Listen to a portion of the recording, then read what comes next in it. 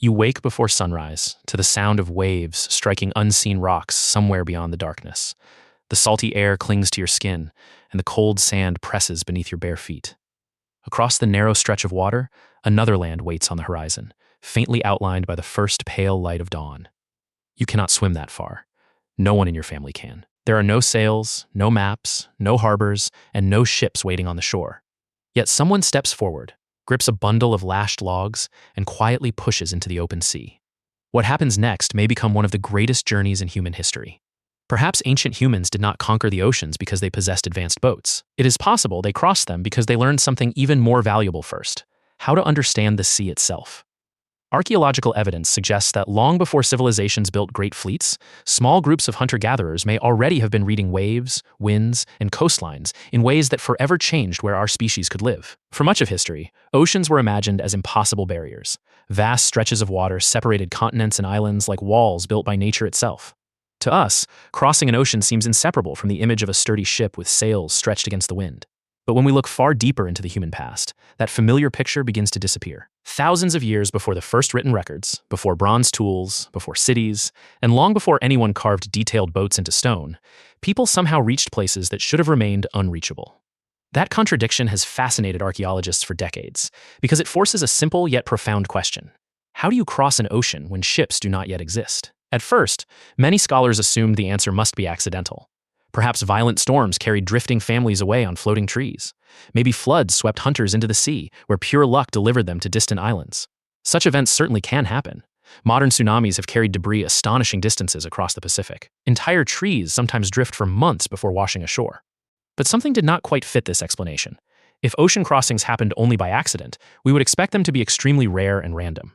Instead, archaeology reveals repeated patterns. Ancient people appeared on island after island across different regions and during different periods. These were not isolated mysteries scattered through time. They formed a growing trail of evidence suggesting that humans returned to the sea again and again. Reaching these places required far more than surviving a single lucky accident. It hinted at intention. One of the clearest examples comes from the islands of Wallacea, a remarkable chain stretching across what is now Indonesia. Even during the coldest phases of the Ice Age, when enormous amounts of water were locked inside glaciers and global sea levels dropped dramatically, these islands never became completely connected to the Asian mainland. Between them remained channels of open water that could not simply be walked across. Geological evidence shows that these crossings demanded travel over the sea, sometimes beyond the point where land remained continuously visible. Yet archaeological discoveries indicate that modern humans reached these islands tens of thousands of years ago. Stone tools, animal remains, and ancient campsites tell a story that could not have happened without deliberate water travel. More remarkably still, Wallacea was not the final destination. Beyond those islands lay Sahul, the prehistoric supercontinent that joined present-day Australia and New Guinea when sea levels were much lower than today. Although Australia looked very different during the Ice Age, reaching it still required crossing multiple stretches of open sea. No matter which route ancient travelers chose, they could not simply follow dry land all the way. At some point, they had to leave the shore behind and trust the water. This changes the way we think about the first Australians. Their ancestors were not merely wandering hunters who eventually stumbled onto a new continent. Archaeological evidence increasingly suggests they were capable planners. They likely gathered materials, prepared for dangerous journeys, transported families rather than isolated individuals, and carried enough knowledge to survive after arrival. Some researchers argue that these voyages may even have involved coordinated groups departing together instead of scattered individuals drifting by chance. If that interpretation is correct, then organized seafaring began astonishingly early in human history. That realization creates another puzzle. If these people intentionally crossed the sea, what exactly were they using? The word ship immediately brings to mind large wooden vessels reinforced with planks, ribs, and complex construction techniques. Nothing like that existed during this period. Wood rarely survives for tens of thousands of years, leaving archaeologists with almost no direct remains of prehistoric watercraft. Instead, researchers must reconstruct possibilities using indirect evidence from stone tools, environmental conditions, ethnographic comparisons, and the distances ancient people successfully traveled. The simplest possibility may have been surprisingly effective. Instead of building boats as we imagine them today, early humans could have tied together naturally buoyant logs using vines, flexible branches, or plant fibers. Such rafts require no sophisticated carpentry. They rely on principles that even careful observation of floating trees after floods could reveal. A bundle of logs spreads weight across the water, creating a stable platform capable of carrying several people and supplies. While primitive compared with later vessels, it may have been more than sufficient for relatively short sea crossings between visible islands. Another possibility is that people hollowed out tree trunks to create early dugout canoes. The oldest preserved examples are much younger than the first migrations into Sahul, so direct proof remains elusive. Nevertheless, scholars note that shaping wood with stone tools is entirely possible, although labor-intensive. Controlled fire could soften the interior of a trunk, while repeated scraping with stone adzes gradually enlarged the cavity. Even a simple dugout would offer significant advantages over a log raft by reducing drag and improving maneuverability. Yet perhaps the most remarkable technology was not made from wood at all. It existed inside the human mind. Because once ancient people pushed away from shore, another challenge immediately emerged, one that may have been even more terrifying than building the craft itself. Out on open water, with nothing but waves in every direction, how could they possibly know where they were going? That mystery would shape not only the future of exploration, but perhaps the future of humanity itself. Out on the open sea, direction becomes a strangely fragile idea. On land, mountains remain fixed. Rivers carve familiar paths. Trees and valleys offer countless landmarks that quietly guide every step. But the ocean erases almost all of them. Waves rise and disappear. The horizon stretches endlessly in every direction. Clouds drift overhead, changing the shape of the sky hour by hour. Even today, sailors equipped with modern instruments respect how quickly the sea can turn confidence into confusion. For ancient humans, this challenge was almost unimaginable. Once the shoreline faded behind them, they entered an environment unlike anything their ancestors had experienced before. There were no trails to follow and no footprints to retrace. Every successful crossing depended on knowledge that could not be seen, only remembered. This is where archaeology begins to intersect with something equally important: human observation. Long before compasses existed, hunter-gatherers survived by noticing details that many people overlook today. A broken branch could reveal the passage of an animal. Tiny differences in footprints could distinguish prey from predator. Seasonal changes in plants signaled when food would become available. Survival rewarded those who paid extraordinary attention to patterns. The ocean, although unfamiliar, also followed patterns. Wind rarely blows at random for long periods. Ocean swells often travel in consistent directions over great distances. Tides rise and fall according to predictable cycles. Certain birds leave land every morning to feed at sea before returning before sunset. Floating vegetation can indicate nearby coastlines. Even the color of the water sometimes changes as it becomes shallower near an island. Modern indigenous seafaring traditions across the Pacific demonstrate just how much information can be gathered without written maps or navigational instruments. Although these traditions developed much later than the first migrations into Sahul and should not be projected directly into the distant past, they reveal an important principle. Human beings are capable of learning to navigate by reading the natural world with astonishing precision. Some researchers suggest that the earliest seafarers may have relied on similarly careful observation, though likely in simpler forms suited to shorter crossings. Rather than venturing blindly into vast oceans, they may have traveled between islands that were partially visible under favorable conditions, using prevailing winds and familiar currents to reduce uncertainty. Each successful journey would have added new knowledge, gradually expanding the distance people were willing to travel. This possibility transforms our image of these early explorers. Instead of reckless adventurers gambling with their lives, they may have been cautious experimenters. Every voyage became an opportunity to learn something about the sea. Which winds usually strengthened in the afternoon? Which beaches offered safe landing places? Which currents pulled travelers away from shore and which gently carried them toward the next island? Knowledge accumulated, one crossing at a time. However, understanding the sea was only part of the problem. The greatest obstacle may have been psychological. Imagine standing on a beach where no one has ever crossed the water before. Every instinct developed over hundreds of thousands of years tells you that land is safety. Beyond the shoreline lies uncertainty. You cannot see what waits beyond the horizon. You cannot know whether another coast even exists. To leave solid ground voluntarily required something remarkable: the ability to trust an idea that could not yet be proven. That ability reflects one of the defining strengths of Homo sapiens. Our species does not simply react to the world as it appears in front of us. We imagine possibilities. We prepare for futures that have not yet happened. We cooperate around shared expectations. Crossing open water demanded all of these abilities at once. No single individual could easily accomplish such a journey alone. A raft carrying one frightened traveler would have had little chance of establishing a lasting population on a distant island. Archaeological evidence instead suggests that successful colonization required groups large enough to survive, reproduce, and adapt to unfamiliar environments. That implies planning on an entirely different scale.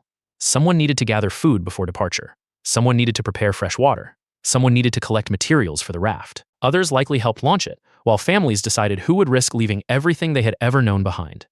These decisions reveal social cooperation far beyond simple survival. Ancient communities were investing time and energy into uncertain futures. They accepted immediate risks because they believed the journey could lead to something better. But why would anyone take such extraordinary risks in the first place? One possibility is population pressure. As human groups grew larger, competition for food and territory may have increased.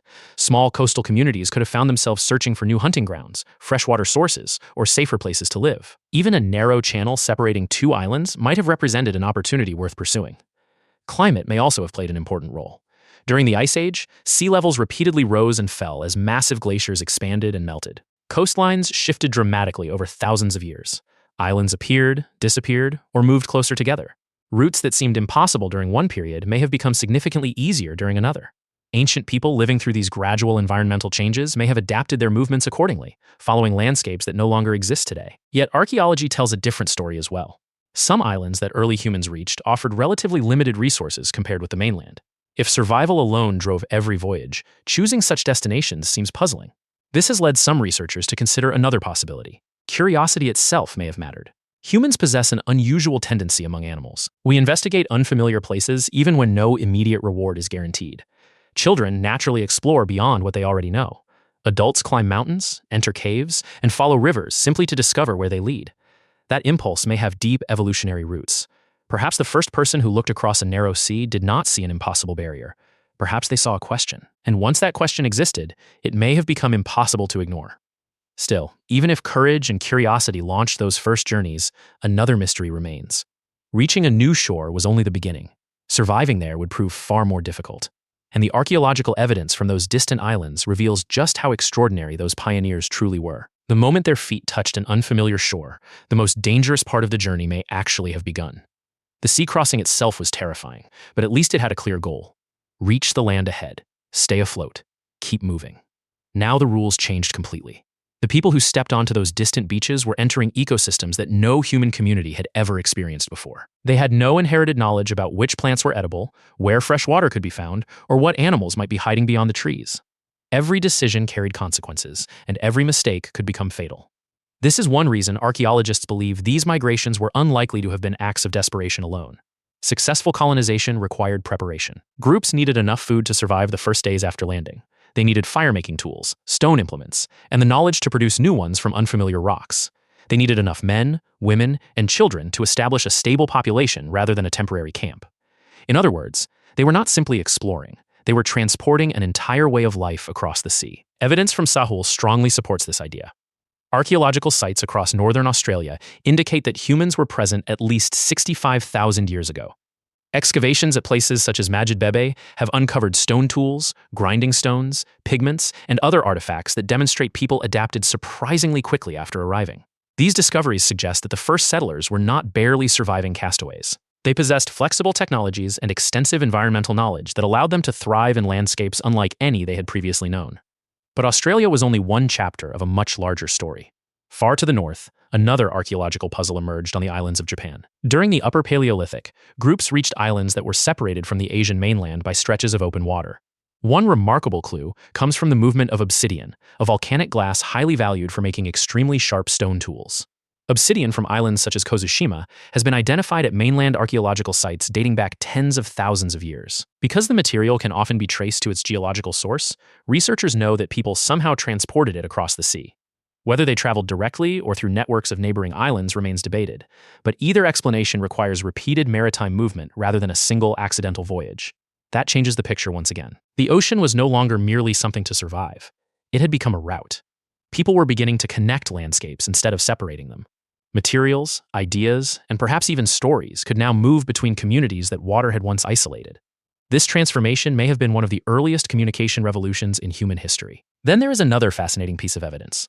Long before the famous civilizations of Egypt, Mesopotamia, or Greece dominated history, humans had already reached several Mediterranean islands. Cyprus, for example, contains evidence of human visits during the late Pleistocene, while more permanent settlements appeared later during the Neolithic. Archaeological discoveries suggest that people deliberately transported not only themselves, but also animals and plants across the sea. Think about what that required. Moving a family across open water is difficult enough. Transporting animals without losing them overboard is an entirely different challenge. It demanded planning, coordination, and vessels capable of carrying living cargo. By this stage, maritime knowledge was no longer experimental. It had become increasingly sophisticated. Yet perhaps the greatest lesson hidden inside all these discoveries is not about boats at all. It is about culture. Unlike claws, teeth, or wings, human survival depends heavily on information passed from one generation to the next. Every successful sea crossing created knowledge that others could inherit. Which beaches offered safe landings? Which seasons brought calmer weather? Which islands contained fresh water? Which currents shortened the journey? No single person needed to rediscover these answers from the beginning. Children learned from parents. Apprentices learned from experienced travelers. Stories preserved details long before writing ever existed. In many traditional societies throughout history, oral traditions served as living libraries, preserving practical knowledge with extraordinary accuracy across generations. While we cannot know exactly how prehistoric communities transmitted maritime experience, it is entirely plausible that storytelling played an essential role. A journey completed once could become a lesson remembered for centuries, and this reveals something surprisingly modern about ancient humans. When we think of technology, we often imagine physical objects: a sharper spear, a stronger axe, a larger boat. But information is also technology. Knowing when to leave, knowing where to aim, knowing how to read clouds gathering over the horizon. These invisible tools may have been just as important as the raft floating beneath their feet. However, one question still lingers. If humans had already learned to cross dangerous seas tens of thousands of years ago, why didn't they immediately spread across every island on Earth? Why did places like the remote Pacific remain unoccupied for so much longer? The answer reveals that crossing an ocean was never simply about courage. It depended on something even more powerful: the gradual evolution of knowledge itself. For tens of thousands of years, humanity lived beside the sea without mastering every part of it. At first glance, this seems strange. If ancient people had already crossed the waters separating Asia from Australia, why did they not continue eastward across the vast Pacific? Why were islands such as Hawaii, Easter Island, and New Zealand settled only many thousands of years later? The answer reminds us that not all oceans are the same. The crossings into Sahul, while extraordinary, took place through chains of islands scattered across Wallacea. Even during periods of lower sea levels, open water passages still existed, but travelers could often move in stages, with another island sometimes lying beyond the horizon or within reach under favorable conditions. The Central Pacific presented an entirely different challenge. Instead of tens of kilometers, voyagers often faced hundreds or even thousands of kilometers of uninterrupted ocean. There were no visible landmarks, no nearby refuge if storms appeared, and no guarantee that land existed beyond the endless horizon. A simple log raft that worked for shorter crossings would have offered little chance of surviving such journeys. In other words, early humans had learned to cross seas. They had not yet learned to cross oceans on that scale. This distinction matters. History is rarely shaped by one great invention appearing overnight. More often, it is a long chain of small improvements, each building upon countless earlier discoveries. The first people who floated across a narrow channel were not trying to become ocean explorers. They were solving the problem immediately in front of them. Generation after generation, those solutions accumulated. People learned which trees floated best, which fibers produced stronger ropes, how to balance weight so a raft remained stable, how to repair damage while traveling, how to recognize dangerous weather before clouds darkened the sky. Each lesson seemed small by itself. Together, they transformed what humans believed was possible. This gradual accumulation of knowledge is one of the defining characteristics of our species. Archaeologists often describe humans as a species that survives through cumulative culture. Unlike many animals, which must rely largely on instinct or individual learning, humans inherit solutions discovered by previous generations. Every child begins life not from zero, but from the collective experience of countless ancestors.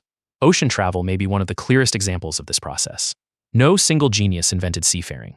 Instead, thousands of unnamed people each contributed tiny pieces. Someone discovered a stronger knot. Someone realized that birds flying in the evening often pointed toward land. Someone noticed that certain cloud formations lingered above islands. Someone found a better way to distribute supplies across a raft. No archaeological site preserves those individual moments. Yet without them, history would have unfolded very differently. This also changes how we define intelligence. When people imagine prehistoric humans, they sometimes picture individuals who looked like us but thought in simpler ways. Modern archaeology paints a very different picture. The people who crossed ancient seas were capable of planning months ahead. They coordinated groups. They shared knowledge. They adapted to unfamiliar environments. They evaluated risks whose outcomes could not be guaranteed. These are deeply sophisticated cognitive abilities. In many respects, the minds making those decisions were recognizably human. Perhaps the greatest misconception about ancient technology is assuming that complexity can only be measured by the objects left behind. Stone tools survive. Wood usually does not. Rope decays. Plant fibers disappear. Voices fade. Ideas leave almost no trace. As a result, archaeology often preserves the hardware of ancient life while the software, the knowledge inside human minds, is largely invisible. Yet it may have been that invisible technology which mattered most. The ocean did not become smaller because humans built larger boats. It became smaller because humans learned to understand it. And once that understanding existed, every generation could begin where the previous one had ended. That process continues today.